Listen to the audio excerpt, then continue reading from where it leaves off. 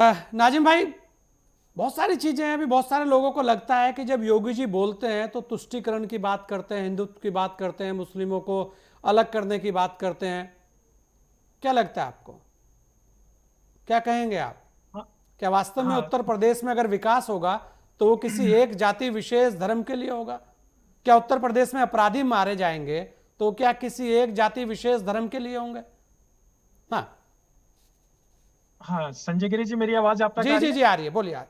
हाँ। हाँ, देखिए संजय जी, देखिए अगर ये कहा जाए कि उत्तर प्रदेश के अंदर कोई भी अगर माफिया हो या कोई, पहले तो उसका ना कोई धर्म होता ना कोई मजहब होता। जी। अब वो जो माफिया जो होते हैं वो उनको कानून के तहत उनको सजा मिलती है, लेकिन पार्टिकुलर अगर उनके नाम के अगर उनका धर्म या मजहब ढूंढा जाए तो ये दिक्कत यहाँ पे आती है। हम्म। और दूसरी बात ये एक और है कि यहाँ उत्तर प्रदेश, हम हमेशा सोचते हैं कि उत्तर प्रदेश उत्तम उत्तम उत्तम प्रदेश बने, लेकिन यहाँ कहीं ना कहीं कुछ ऐसी विचारधारा हैं जहाँ देश के घातक है।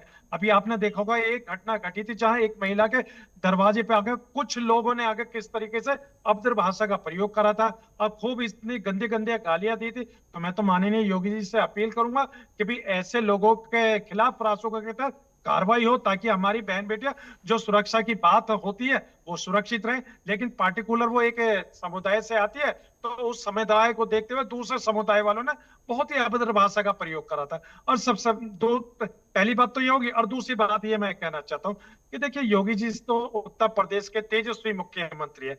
और हर सरकार की अपनी नैतिक जिम्मेदारी होती है कि बिना भेदभाव के सबको जो योजनाएं दी जाए। ये नहीं हम्म। कि भी हाँ मैं मुस्लिमों को दे रहे, हिंदू भाई को नहीं दे रहे।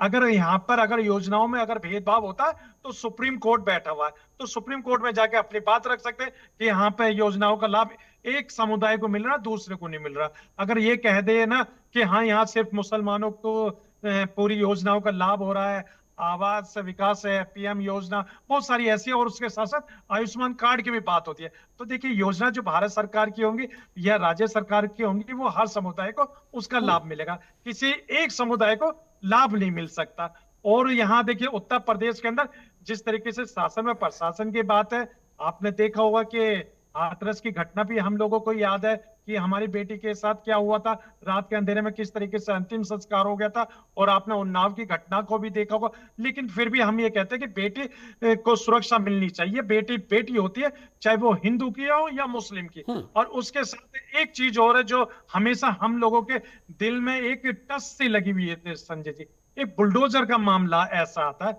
कि हाँ देखिए एक समुदाय को देखकर यहाँ पर बुलडोजर चल जाता है। तो देखिए बुलडोजर की प्रक्रिया तो सबको पता है कि ये प्रक्रिया क्यों होती है, लेकिन वो बुलडोजर जो जाग जाता है जब एक पार्टिकुलर नाम आता है। अब मुझे नाम बताने की तो जरूरत नहीं है संजय जी, क्योंकि बुलडोजर जब सोया रहता है, जहां एक नाम आता है तो वहां जाग जाता है, हम्म। लेकिन जब दूसरे समुदाय का नाम आता है तो वो सो जाता है। लेकिन खैर, ये एक मामला ऐसा है। लेकिन मैं ये योगी जी की तारीफ करना चाहूंगा क्योंकि उत्तर प्रदेश के अंदर जिस तरीके का माहौल है वो बिल्कुल सही है। उत्तर प्रदेश में योगी जी के शासनकाल में यहाँ पे आवाम अपने आप को सुरक्षित महसूस करती है।